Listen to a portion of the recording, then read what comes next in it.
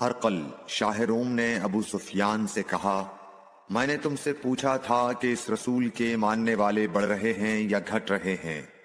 تو نے جواب میں بتلایا کہ وہ بڑھ رہے ہیں۔ ٹھیک ہے، ایمان کا یہی حال رہتا ہے یہاں تک کہ وہ پورا ہو جائے۔ اور میں نے تجھ سے پوچھا تھا کہ کوئی اس کے دین میں آ کر پھر اس کو برا جان کر پھر جاتا ہے؟ تو نے کہا نہیں۔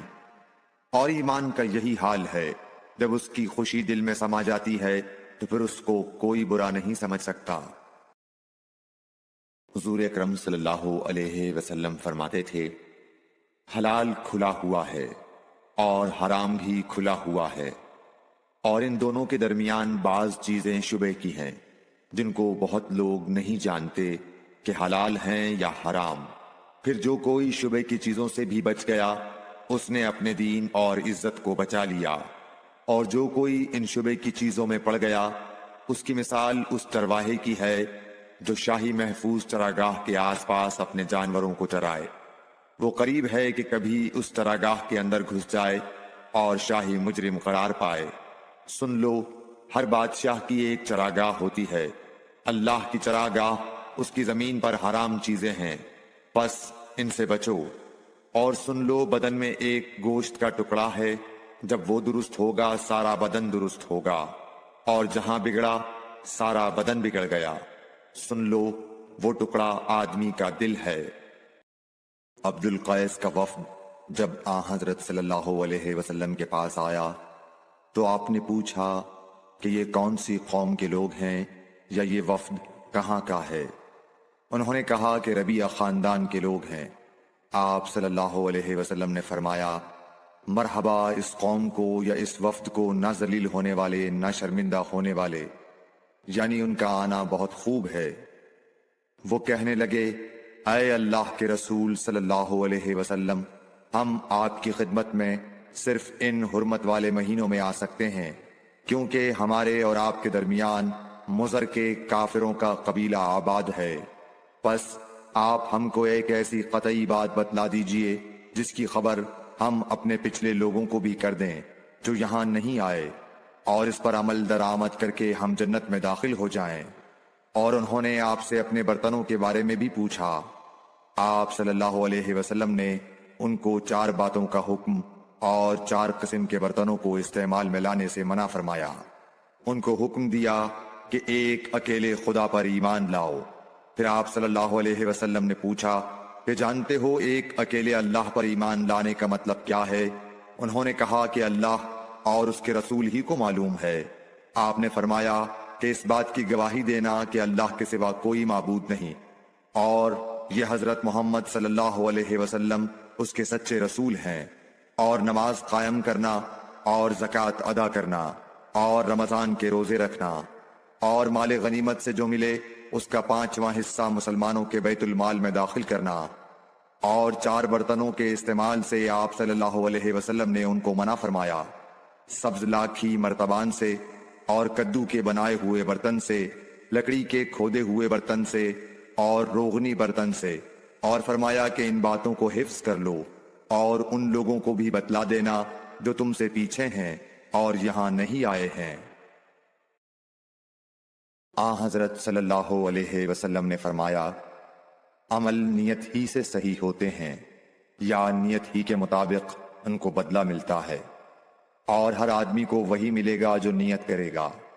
پس جو کوئی اللہ اور اس کے رسول کی رضا کے لیے ہجرت کرے اور اس کی ہجرت اللہ اور اس کے رسول کی طرف ہوگی، اور جو کوئی دنیا کمانے کے لیے یا کسی عورت سے شادی کرنے کے لیے ہجرت کرے گا تو اس کی ہجرت انہی کاموں کے لیے ہوگی۔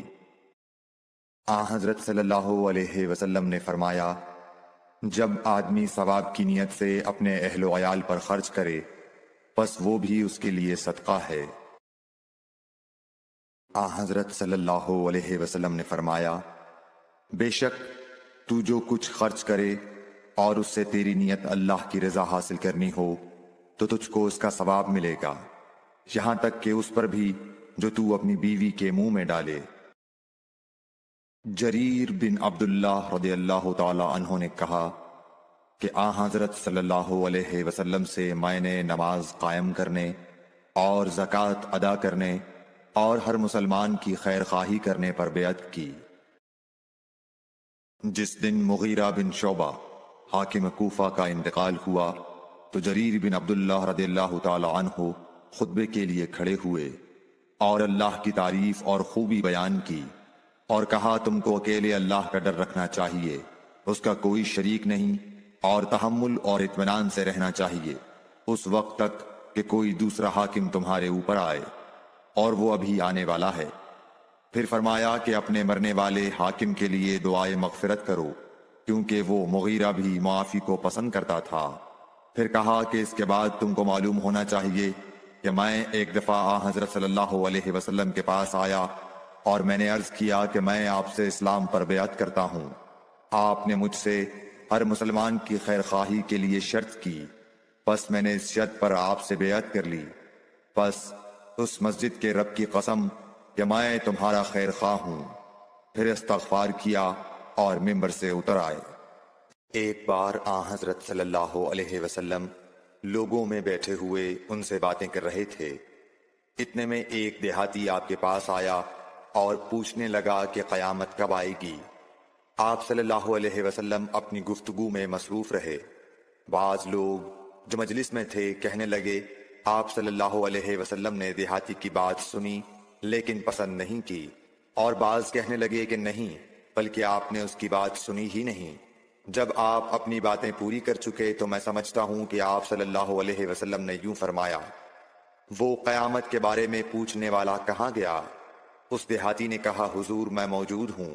آپ نے فرمایا کہ جب امانت ایمانداری دنیا سے اٹھ جائے تو قیامت قائم ہونے کا انتظار کر۔ اس نے کہا، ایمانداری اٹھنے کا کیا مطلب ہے؟ آپ صلی اللہ علیہ وسلم نے فرمایا کہ جب حکومت کے کاروبار نالائق لوگوں کو سونپ دیے جائیں تو قیامت کا انتظار کر۔ عبداللہ بن عمرو نے کہا کہ ایک سفر میں جو ہم نے کیا تھا، حضرت صلی اللہ علیہ وسلم ہم سے پیچھے رہ گئے، اور آپ صلی اللہ علیہ وسلم ہم سے اس وقت ملے جب عصر کی نماز کا وقت آن پہنچا تھا۔ ہم جلدی جلدی وضو کر رہے تھے، پس پاؤں کو خوب دھونے کے بدل ہم یوں ہی سا دھو رہے تھے۔ یہ حال دیکھ کر آپ صلی اللہ علیہ وسلم نے بلند آواز سے پکارا، دیکھو ایڑیوں کی خرابی دوزخ سے ہونے والی ہے۔ 2 یا 3 بار آپ صلی اللہ علیہ وسلم نے یوں ہی بلند آواز سے فرمایا۔